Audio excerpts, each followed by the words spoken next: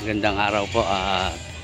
Ayun, sama natin yung mga anak ni Jonard. At nandito sila, si Smith at si Angel. Kaway kayo, kaway. Ayan. At si Riley. Yan, anak ni... Sino to si Riley? Anak ni James. Yung dating nagdadala dito ng kalakal. At si Angel at si Smith, anak naman ni Jonard. At sila po ay pinagkatiwala na sa atin ng mga magulang dahil gusto ng magulang nila na makapasok sila sa loob ng iglesia.